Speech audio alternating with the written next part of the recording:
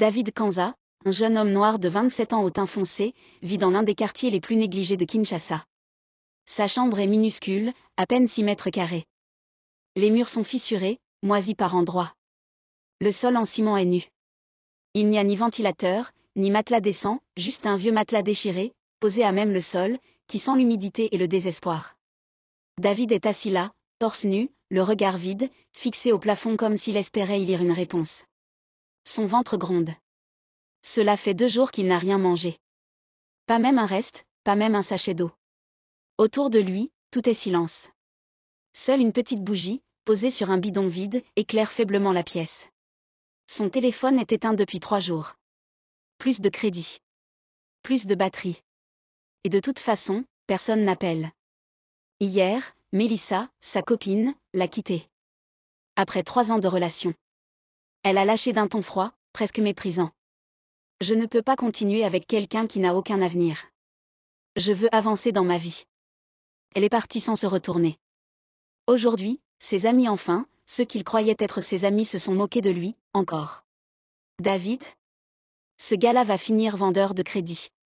Ou pire, clochard. Il a tenté de demander de l'aide. Juste un peu. Un billet de 2000. Un petit job, n'importe quoi. Mais les regards se détournent, les excuses sont faciles. Désolé frère, c'est chaud aussi chez moi. Appelle-moi demain. Ou pire, on le laisse en vue. Ce soir-là, David est seul. Plus seul qu'il ne l'a jamais été. Le silence est pesant. Même la ville, habituellement bruyante, semble avoir oublié son existence. Il se couche sur le sol froid, enveloppé d'un vieux pagne troué. Il ferme les yeux, mais le sommeil ne vient pas. Ses pensées sont sombres. Il se sent inutile, invisible, rejeté par le monde entier. Dans un murmure presque inaudible, il parle à la nuit. Dieu, les esprits, n'importe qui, si quelqu'un m'entend, sortez-moi de cette vie. Je suis prêt à tout. Même à faire un pacte. Puis il ferme les yeux, sans savoir que ce souhait allait changer sa vie à jamais. Le lendemain. David ouvre les yeux, et sursaute. Il n'est plus dans sa chambre pauvre. Il est allongé dans un lit immense, drap en soie, dans une suite de luxe à Dubaï. Colonnes dorées, miroir mural, parfum léger dans l'air. Par la baie vitrée, il voit des gratte-ciel briller sous le soleil. Il se redresse, confus. Il porte un costume de créateur, une montre brillante au poignet, des chaussures en cuir verni. Sur une table en verre, un téléphone dernier cri s'allume tout seul. Un message s'affiche. Bienvenue David. Tu es désormais bénéficiaire du pacte. Tu dois dépenser 20 millions de francs CFA par jour. Sinon, tu meurs à minuit. David recule, choqué. Il ne comprend rien. Mais une chose est sûre, quelque chose d'étrange a commencé. Quand David comprend que ce n'est pas un rêve, il reste quelques minutes figé, debout au milieu de la suite. Puis, une voix dans sa tête murmure. 20 millions à dépenser avant minuit, sinon, tu meurs. Il hésite. Mais au fond de lui, quelque chose change. Il y a quelques heures encore, il dormait sur le sol, affamé, humilié.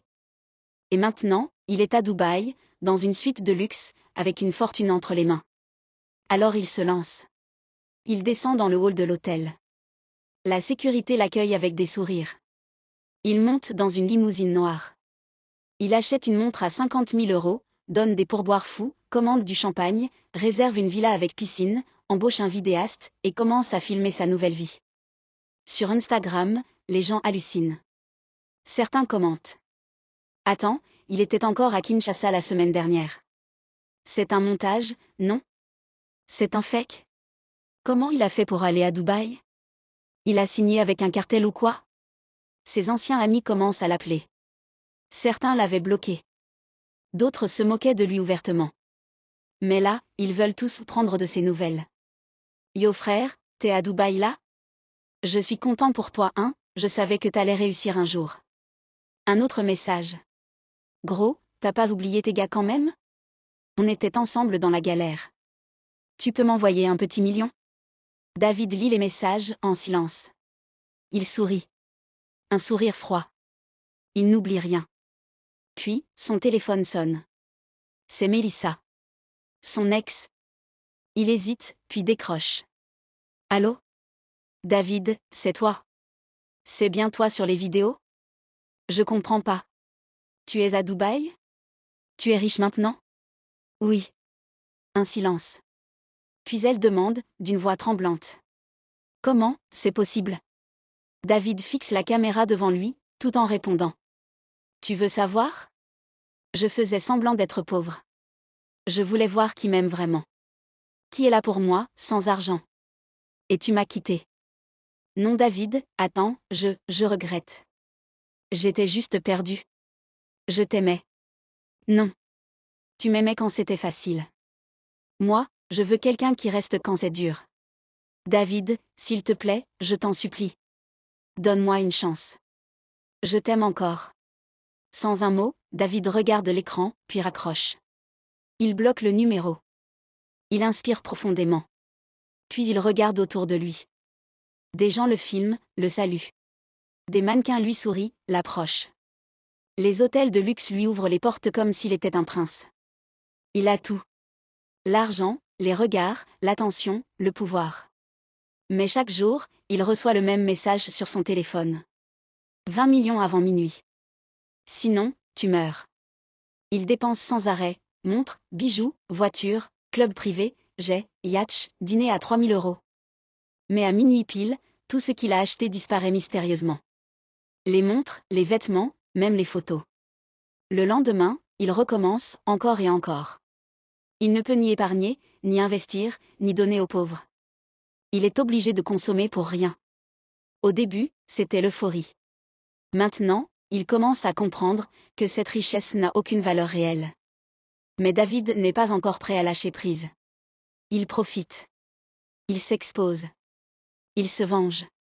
Et dans chaque geste, dans chaque regard, il y a cette pensée cachée. À quel moment ce rêve va-t-il devenir un cauchemar? Les jours passent, et David s'épuise. Chaque matin, le même message s'affiche sur son téléphone. 20 millions avant minuit. Sinon, tu meurs. Il ne compte plus les montres achetées, les soirées sans fin, les appartements loués puis effacés de la réalité à minuit pile. Il est piégé dans une boucle de luxe inutile. Rien ne reste. Rien ne compte. Et surtout, il commence à comprendre qu'il n'est pas seul à avoir vécu ça. En fouillant sur le dark web, en rencontrant des gens bizarres dans des soirées très fermées, il entend parler d'autres hommes, dans d'autres pays, qui ont un jour reçu le même pacte. Ils ont tous vécu dans l'excès. Ils sont tous morts avant le 91e jour. Pas de funérailles. Pas de corps. Juste des disparitions. David comprend que le compte à rebours est réel. Et qu'il approche. Mais un jour, alors qu'il se réveille à Dubaï, dans une autre suite luxueuse, quelque chose cloche. Il appelle son chauffeur. Pas de réponse. Il descend, veut acheter un bijou. Boutique fermée. Il tente de réserver un dîner. Tous les restaurants sont inaccessibles. Puis il comprend, la ville est fériée. Tout est fermé. Absolument tout. Pas de boutique. Pas de service. Pas de luxe. Rien. Il regarde l'heure, 13h20. Il tente de retirer du cash? Impossible. Il roule dans toute la ville. Il crie, il sue, il supplie. Mais Dubaï est morte pour la journée. Le temps passe. 17h. 20h. 22h45. David sent son cœur s'emballer. Il commence à trembler. Chaque minute le rapproche de minuit. Il rentre en panique chez lui, regarde son solde bancaire, l'argent est là. Mais il ne peut rien acheter. 23h. Il s'assoit, perdu. Les mains sur la tête. 23h15. Il pense à toutes les vies qu'il a croisées, aux gens qu'il a humiliés, aux amis qu'il a ignorés. 23h30. Et soudain, une idée lui traverse l'esprit. Il se lève d'un bond, ouvre son téléphone, et commence à envoyer l'argent à sa famille. À ses parents qu'il n'appelait plus. À ses tantes. À ses cousins pauvres.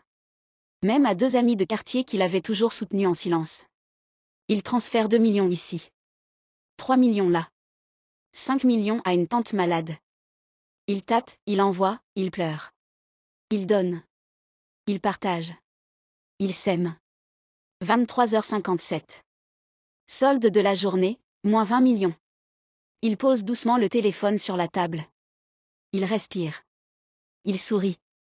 Puis, il s'allonge, épuisé, mais en paix. Ce soir-là, pour la première fois depuis qu'il est riche, David s'endort sans peur. Pas parce qu'il a dépensé, mais parce qu'il a fait quelque chose qui a du sens. Le lendemain, le soleil perce doucement à travers une vitre sale. David bouge lentement sous son pagne troué. Puis ouvre les yeux.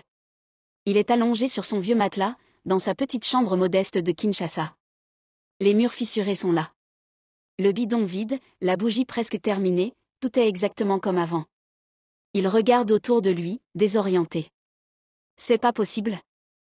Il se lève brusquement, marche pieds nus sur le sol froid. Il ouvre la porte. Les mêmes bruits de rue, les klaxons, les vendeuses, les cris d'enfants, rien n'a changé. Il retourne à l'intérieur, ouvre son téléphone, toujours éteint. Pas de limousine. Pas de montre. Pas de suite à Dubaï. Tout était un rêve.